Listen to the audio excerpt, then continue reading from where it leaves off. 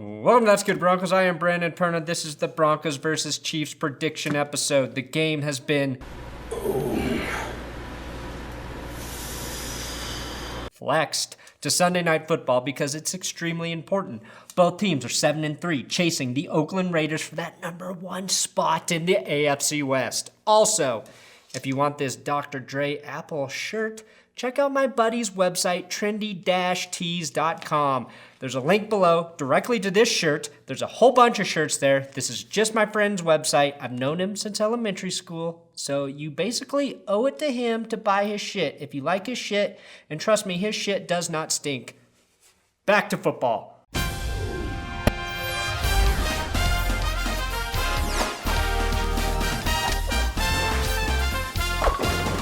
Broncos are finally a very healthy football team. DeMarcus Ware's arm has to be close to 100%. Aqib Talib's is back, and he's also on Twitter. Make sure you tell him to follow me. Derek Wolfe will play with a small fracture in his arm. DT's hip has been cleared of the drip, and Andy Janovich's club hand is not clubby anymore. Coaches, Wade Phillips, broken ribs, slightly less broken. Gary Kubiak had his health scare earlier this year, and now he's ready to say, hey, offense, time to run the fuck you defense play every time. I'm pretty sure that's what that signal means right there. Broncos are in Denver, and they get a half point for home field advantage, and this week to help us award the points is Travis Kelce and his god-awful, terrible, shitty reality show, Catching Kelce. First Eric Decker, now Travis Kelce. E-Entertainment and the New England Patriots really love their good-looking white ball catchers, don't they? Gary Kubiak versus Andy Reid.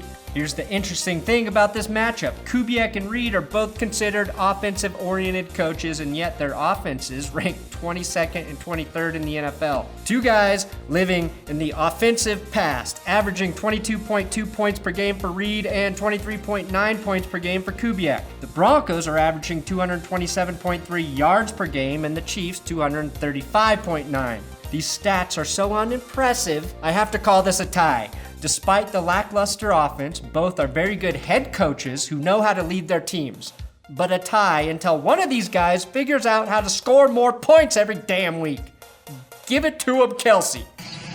When I look at the other two girls, I see how much they care about me. I haven't seen that in your eyes. Alex Smith and ball catchers versus Broncos secondary. Mirror, mirror on the wall. Which dink and dunk QB will win it all? Alex Smith or Trevor Siemian? These two quarterbacks get a lot of comparison. The main difference right now is Smith has half of the picks with only 4 on the season, and as we know by now, is pretty damn good at picking up first downs with his feet. Jeremy Maclin did not play against the Bucs last week and has been ruled out this week with a nagging groin injury. That leaves Tyreek Hill, Chris Conley, and Albert Wilson at the wideout spots. The Kansas City receiving core is less threatening than Elton John being left alone with your wife. Tyreek Hill is their best player at the position with 36 receptions, 376 yards, and 4 touchdowns on the season. And despite what I just said, could be a matchup problem with his speed. In terms of yards on the season, the Chiefs don't have a receiver ranked in the top 50. Hill is at 51. The same level I'm ranked in comparison to other football anchors. The best threat in the passing game is Travis Kelce, who is second in the NFL behind Greg Olsen with 574 receiving yards. The Broncos may need to put Aqib Talib on Kelce as he presents the best physical matchup for the big tight end. With Talib's return, the Denver secondary is at full strength. Roby will be more effective back as the third corner. Chris Harris will shut down whoever the fuck he wants. And Darian Stewart, currently the 10th best ranked safety in the NFL, is coming off a game where he stole the ball 3 times from the Saints. The problem is, Travis Kelce spent the entire offseason trying to screw the Broncos by trying to screw Mark Schlereth's daughter on his show. I can dance with Avery all night. Not by actually screwing her. I'd never throw a former Broncos daughter under the bus like that, but by not picking her on the season finale. Travis, you, okay? Because it's not going to work with Maya. She's going to end up screwing you over in the long run. Oops. Spoiler alert. Half point here for the no-fly zone at full strength. Chiefs running backs and O-line versus Broncos front seven.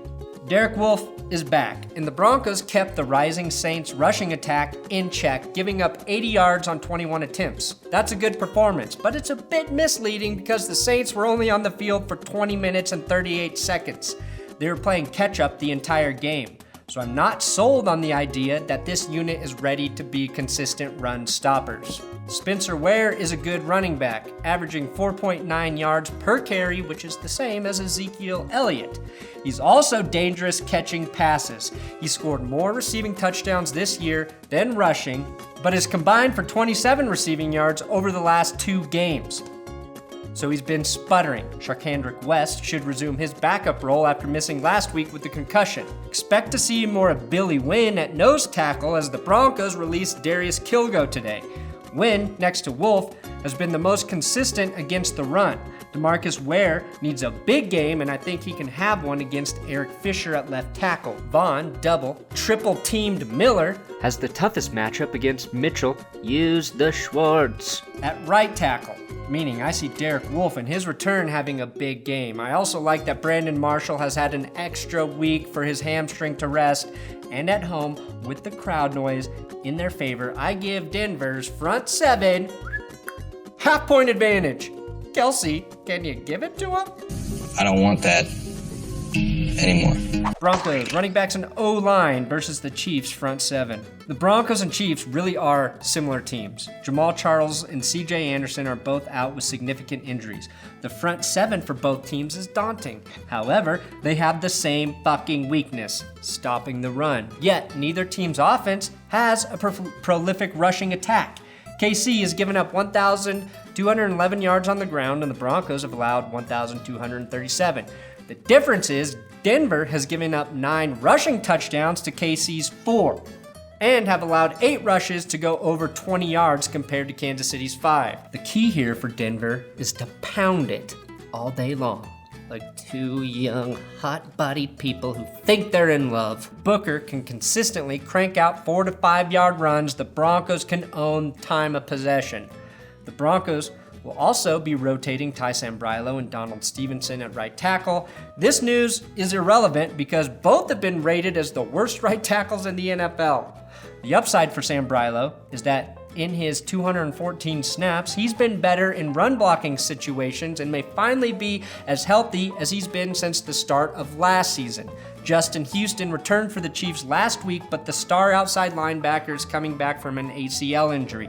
He may not be his former dominant self until next season. Dee Ford and Jay Howard, they are out, and nose tackle Dontari Poe is questionable with the back injury. Poe should play, but the Broncos O-line can take advantage of a beat-up KC D-line. The problem is linebackers Derek Johnson, who always plays well, and Ramik Wilson, a great name for a linebacker, is having a breakout season. The Broncos may win the battle at the line of scrimmage, so the interesting matchup to watch will be Ramik and Johnson trying to fill the gaps to stop Booker. Even with all the injuries, I give Kansas City a 0.5 advantage. Travis Kelce, what do you think? Do a shout with you and hug you. Avery, you dodged a bullet. Trevor Siemian and ball catchers versus Chiefs secondary. Again, the similarities are staggering. Like the Broncos, the Chiefs have 2 talented safeties in Eric Berry and Ron Parker. Berry and Stewart are playing at almost the exact same level, even though Stewart is technically a free safety. The main difference here is Ron Parker is miles ahead of TJ Warden pass coverage, as is their third safety, Daniel Sorensen. The Chiefs, next to Seattle, may have the best safety tandem in the NFL. Second-year corner Marcus Peters missed last week with a hip injury. Peters has 5 picks on the season and has been a thorn in the Broncos' side since entering the league. He's had 1 pick every time he's played the Broncos, including a 55-yard pick 6 in week 2 of last season. Let's hope the thorn in his hip keeps him out for 1 more week, but he did practice in full on Friday. If Peters is a no-go, there is a significant drop-off in terms of talent at the corner position. Steven Nelson, Kenneth Acker, and Philip Gaines are not performing at high levels. Nelson is the best of those three, but after a big game from Demaryiust, Denver could find success against these guys. The one thing the Broncos receivers and tight ends need to do besides catch the ball is start making more plays after the catch. In terms of yards after the catch, the Broncos are atrocious. DT is 42nd in the league and Sanders is tied at 81. CJ Anderson hasn't played in weeks, and he's the third best player on the team in terms of yards after catch. I think Denver can have success here if Peters doesn't play, but I still don't trust this offense, especially against a defense that's first in the NFL, averaging 2.3 takeaways per game, which is largely due to their 13 interceptions, most in the NFL. Half point here. For Kansas City, can anyone catch Kelsey? I decided to do it.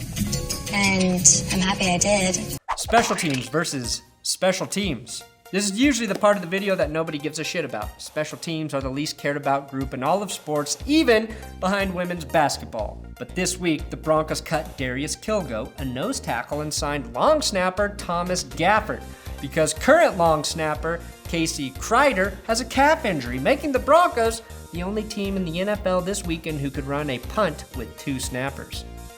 Kreider snaps to Gafford to Dixon, who is 40 yards behind the line of scrimmage. Dixon boots a 50-yard punt, netting a punt of 10 yards. Now, I've been vocal about the lack of a return game for the Broncos special teams unit, but outside of that, special teams have been excellent. Punt and kick coverage are very good. They blocked extra points, recovered onside kicks, recovered punts after giving up safeties. Special teams coach Joe DeCamillis doesn't get enough credit because before he arrived, the special teams units in Denver behind coach Jeff Rodgers were shitty. I'll give Denver 0.25s here. Ain't that right, Travis Kelce? I respect that 100%. 1.75 for the Broncos to 1 for the Chiefs. 0.75 of those, though, did come from special teams and home field advantage, which means technically these two teams are at a 1-1 tie. Denver is undefeated this year when they score at least 21 points. That's all they have to do to win this game because we know the defense, even if it receives little to no help from the offense, can hold teams to about 20 points week in and week out. The trick for Denver is KC does the same goddamn thing, only allowing 18.7 points per game, which is 0.2 points better than the Broncos. Like I said, these two teams are almost the same. It's a must-win game for both of them. It could easily go either way, but I have to believe if the Broncos are truly contenders this year, they will win this game. Broncos win 24-20 because I still believe they can go to 51. Super Bowl 51. Thanks for watching another episode of That's Good Broncos. Make sure you subscribe here. Give me a follow on Twitter. If you're not following me on Twitter, you're really missing out on live game time chat with me and the boys and girls. I chat to everyone on Twitter during the games. Also, check out BSN Denver Sports for all of your Denver sports needs. And the Mile High Report, the biggest, best Broncos blog on the earth. They're almost as good as That's Good Broncos.